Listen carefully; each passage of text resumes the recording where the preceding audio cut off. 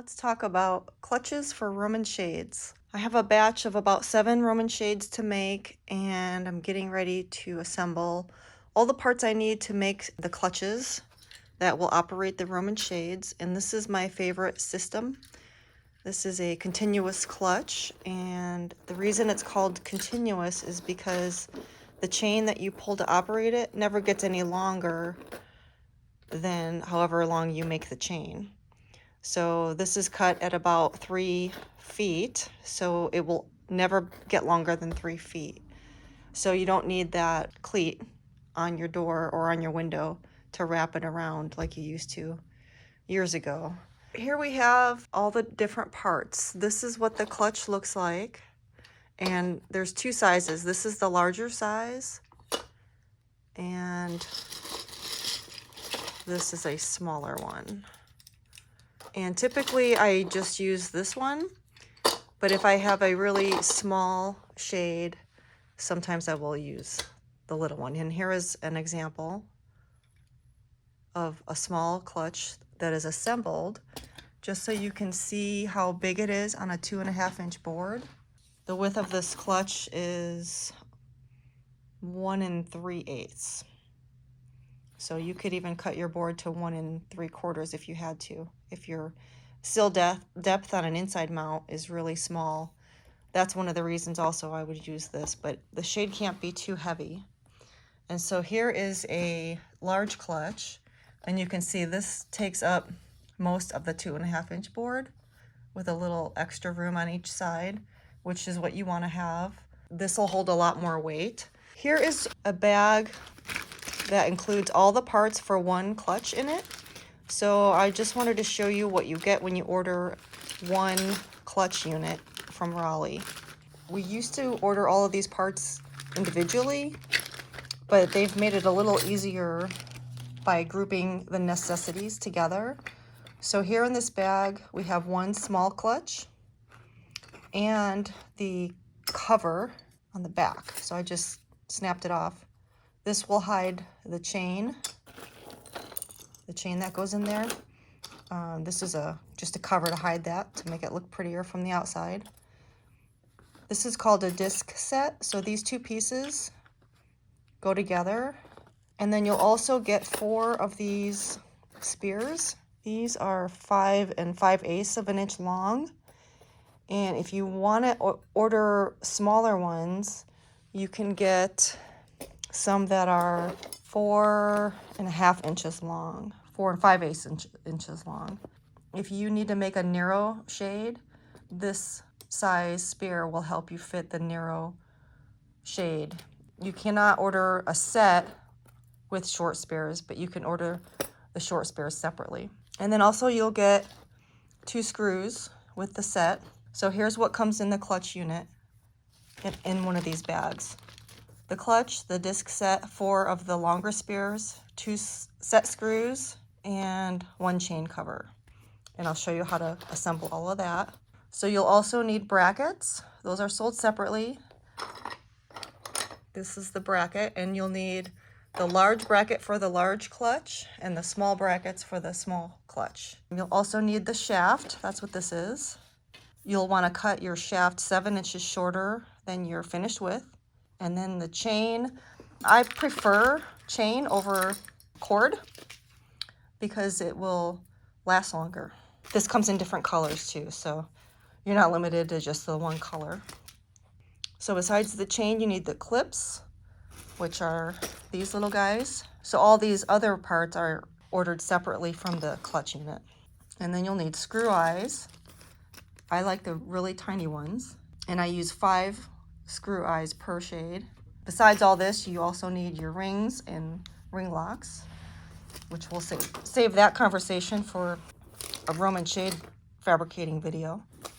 And then you'll need your board, and I like the 2.5-inch board for the bigger clutch, and then you can use a 2-inch board for the small clutch. You can use clutch covers, these little plastic guys that go on the end of the shaft, which is just a nice way to finish it, but it's not necessary. And then you also need some kind of tension device. So this is a child safety device that will keep the chain adhered to the wall. And you'll also need cord.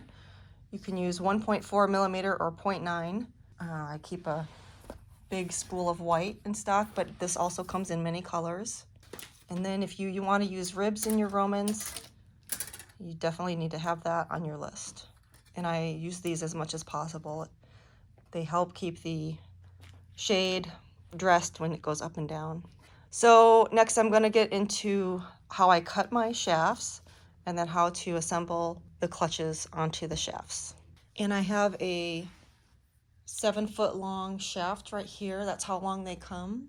I'm going to cut one off of this end, and then I'm going to cut the other end off of this end. That way each shade will have a factory end to the shaft. And I like to use those when I can, because when you put this disc on the end, the straighter this is, the flatter this will go on, and that means your clutch will be set straighter. If you have a crooked cut, then when you put this on, the whole shaft might be crooked. What's left is still usable, but when I use what's left in the middle of this one, that Roman shade will get a cut end. There's no way around it, but there's fancy tools you can get to cut these really easily. You know, I only have so much room for so many tools, and it's not very difficult to cut this with a hacksaw, so that's pretty much how I cut them. I just put the end of the shaft over the table and have a trash can on the ground to catch the shavings. And just give it a couple of swipes.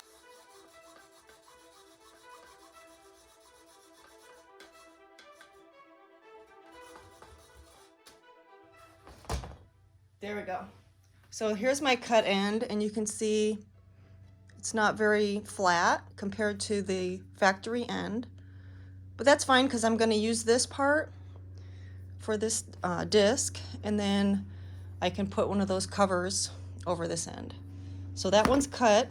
Now I'm going to do these other two.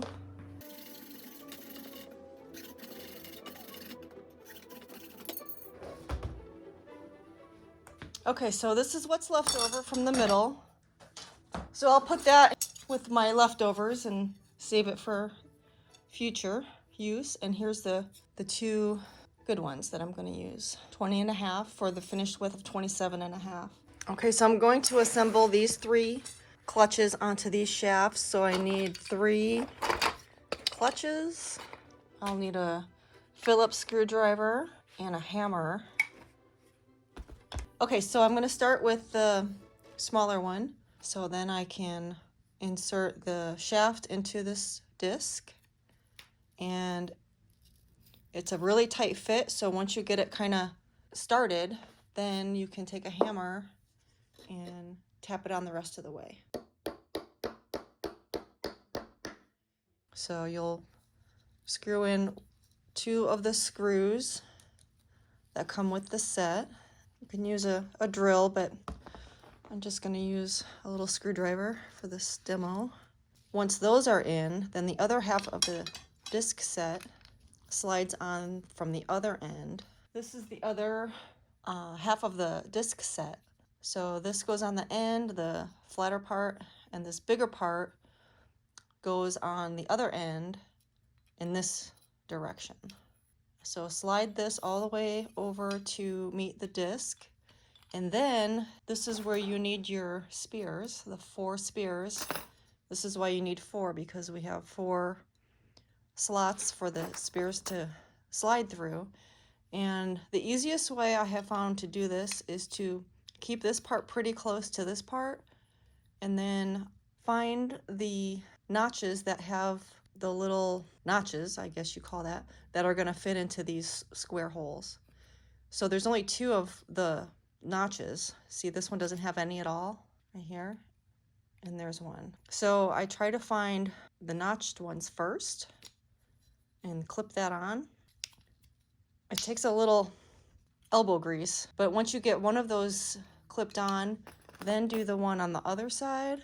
And again, keep this part close to this part, because once they get too far apart, they're going to fall off. And then the more you have on here, the harder it is to get them back through here. There we go. And then the other two are really easy because they just sit in there. There's no notch for them to snap onto. Once all 4 of those are in, then you're gonna connect your clutch. Again, a little tricky. You're going to get all 4 of these spears to line up with all 4 slots in the clutch.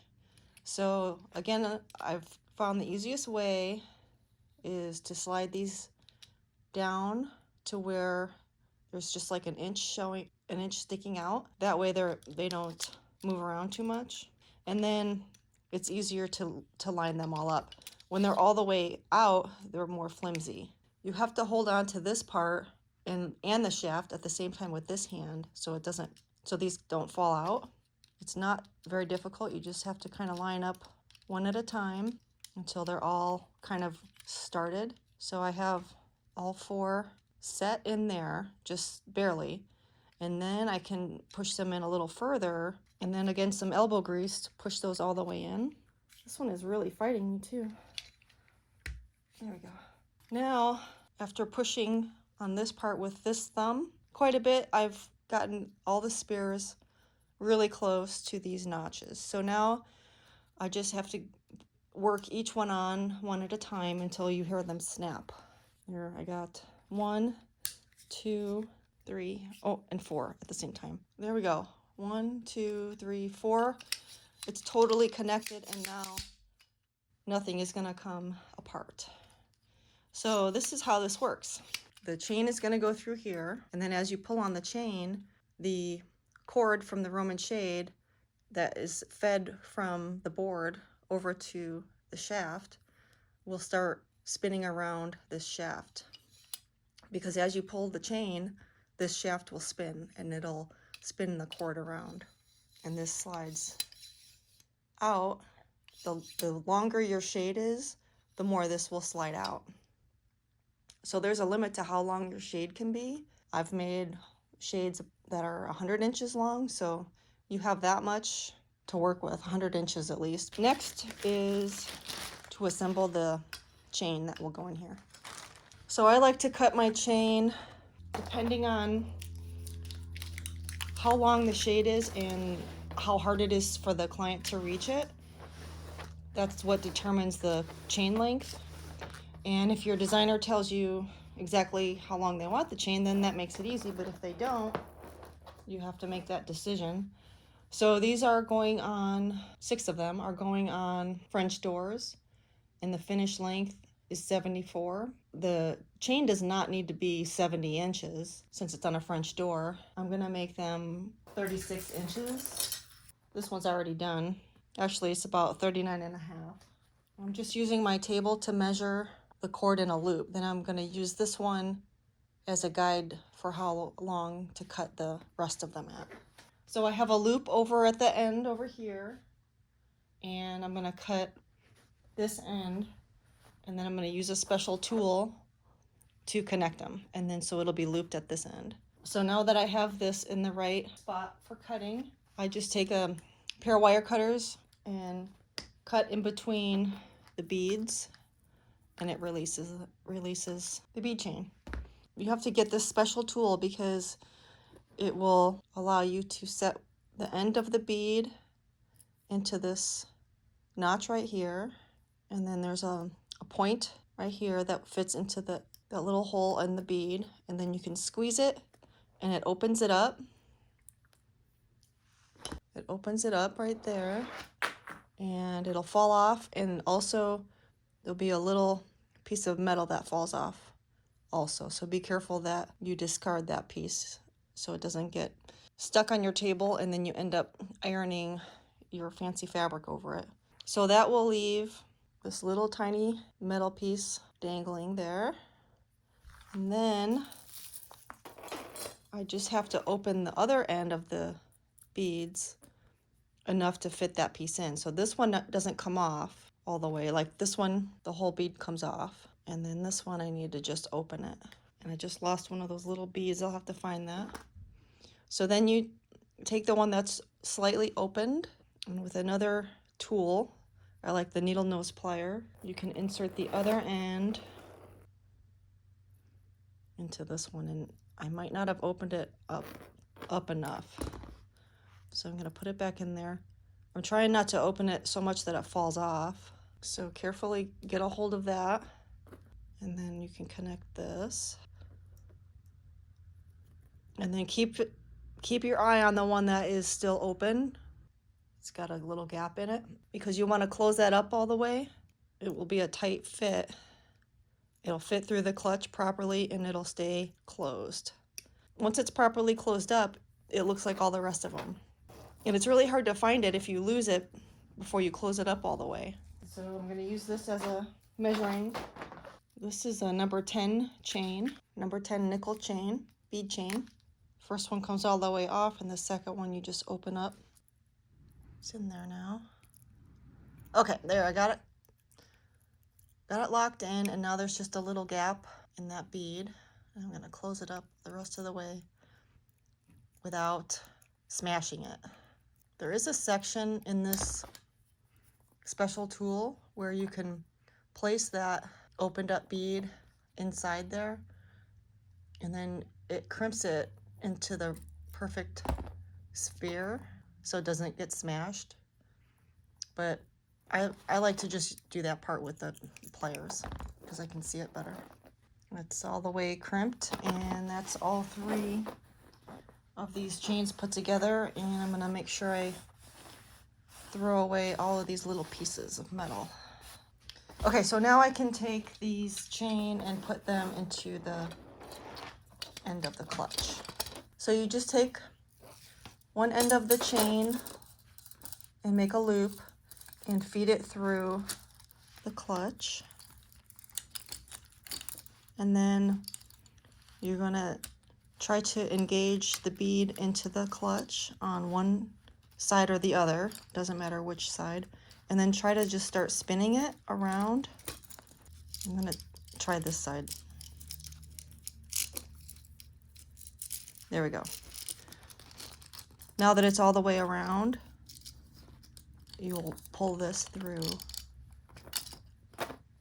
back through, and then it's in. So that one's done, and then I can put that cover on it. There's a little notch here that slides under this plastic part, and then this locks it into place under here. So you just put that part in first and then snap this part into place like that. And then the last thing to do to get this ready is to feed the brackets on. So I'm gonna put 3 brackets onto each shade, and they go on with the legs of the bracket facing the legs of the clutch. Typically, however many rows of rings you're going to have on your Roman is how many brackets you want to use. So I'm going to use 3 brackets. And if I have 4 rows of rings, I don't need 4 brackets. I can put the last one on the end through a screw eye down here. But we'll show you that when we get the Romans finished and we string them all up on here. If you want to use the caps at the end, they just snap on like that. That was ready for the Roman shade. Now we have to make the Romans, but before I get to that, I'm going to finish connecting the chain on the other 2. Okay, that one's ready. Here's all my clutches ready to go. I have 7 Roman shades to make. One of them is an inside mount, so that's this biggest one. And the rest of them are on French doors. So these are all the same size.